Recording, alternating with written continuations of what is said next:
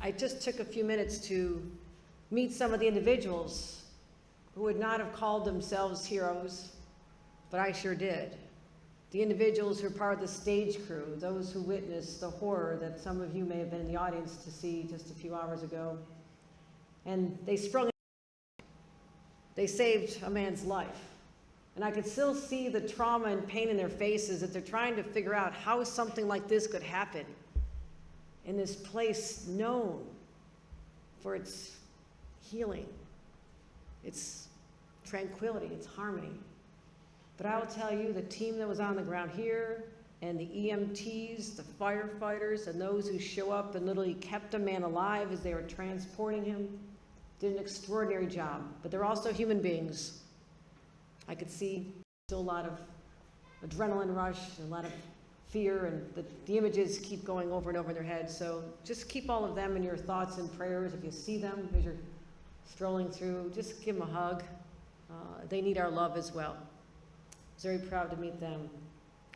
You know, for over 150 years, Chautauqua Institution has really stood as a crown jewel in our state. I'm well familiar with it.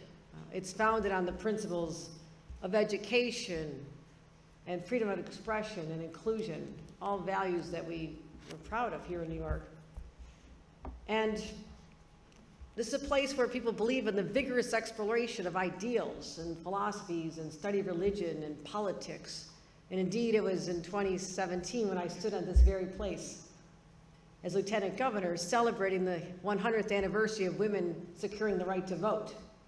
I think the crowd was a little bit smaller. I was Lieutenant Governor back then. But I talked about how I had come here countless times as a child. And I was telling Michael, my family grew up blue collar up in Buffalo. My dad worked at the steel plant. We didn't have a lot of money. In fact, we really couldn't afford the normal admission gate. So they used to pile us in the station wagon after church on Sundays and bring us here just to breathe that rarefied air that someday they'd be able to afford to bring their children here and to experience the wonder of Chautauqua, and they did. And my husband, Bill, and I raised our children up the road. We brought our children here. So this is not a foreign experience to me at all. This is home. This is home to me. So I know all of you who are here, either as long-term residents, occasional visitors, people are here to enjoy the next upcoming week of programming. I know why you're here. You're in search. You're in search of something that is so unique to this place, that this is the place that someone decided to act on a threat to an individual who simply spoke truth and wrote. And so that is why it's a talk about a place that doesn't just value dialogue and freedom of speech, freedom of thought. This place exists because of those values. And I'm here to tell you it will exist for the next 150 years founded on those values as well. Because nothing will change what we have here. And I do believe that that is why the attacker chose, after many, many years of threat over Salman Rushdie's life, for having the courage, and I find it fascinating that we're entering the week of courage as your topic,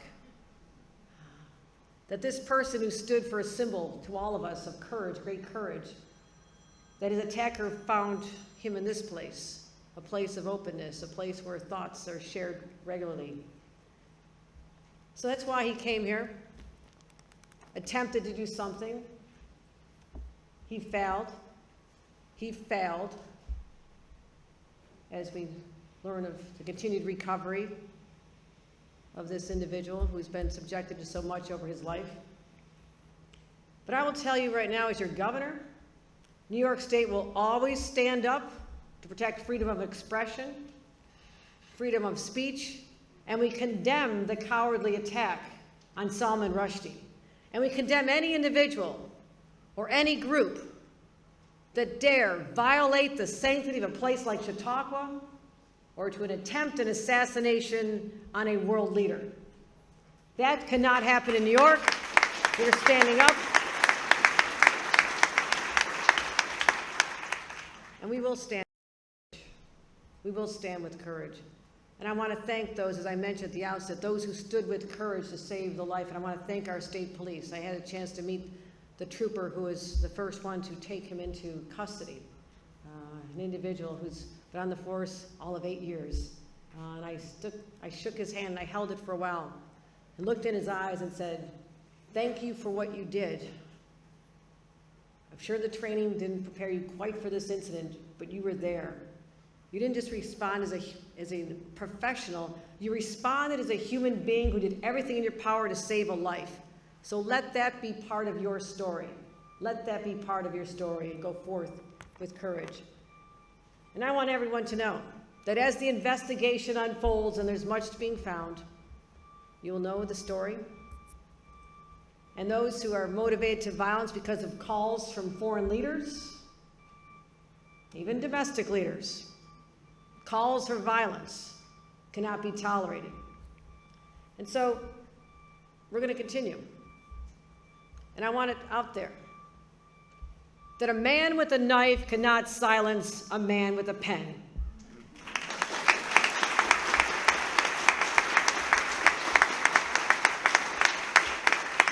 We will ensure the safety of all New Yorkers. We'll now never allow anyone to harm the ideals of this institution. And I'm also going to talk about some other threats that we're facing, because this is not the first time in the last 3 months that the spotlight of the world has been focused on Western New York. May 14th, 3 months ago, the attack, the racist attack by a white supremacist on neighbors in Buffalo, New York. The grocery store is literally 10 minutes from where my husband and I live. I know this community well. And they were targeted by an individual who is so radicalized on social media, and I'm going to guess that is where the attacker on Rushdie was radicalized and learned how to ferment the evil in their heads, is social media. All this is out there. That person was radicalized in our own state, traveled 3 hours, and why did he go to Buffalo, New York?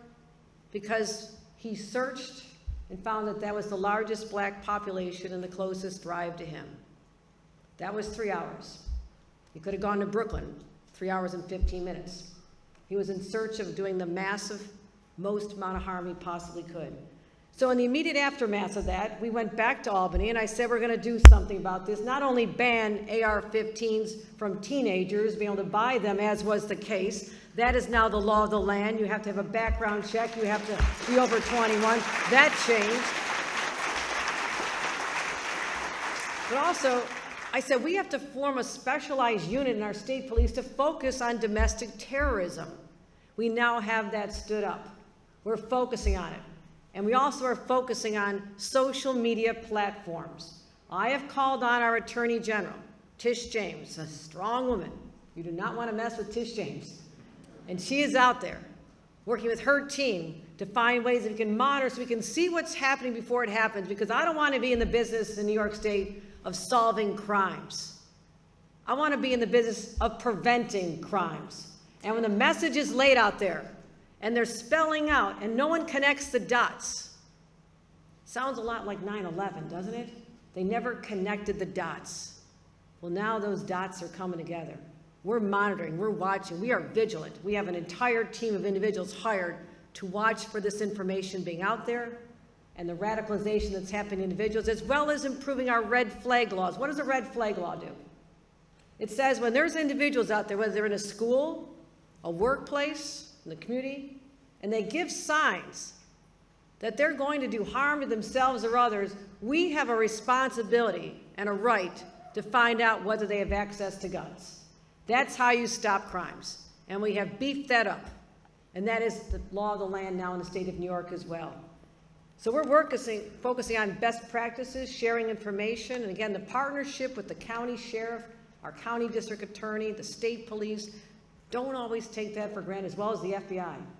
Because a long time, those silos, everybody does their own thing. They all want to get their own credit for something that happened. Now we have made them work together. I said, come on. I know how to make people work together. I've been a mom a long time too. I can bring you all together. And we've done that. There's cooperation, which is beautiful to see, and we're making a difference.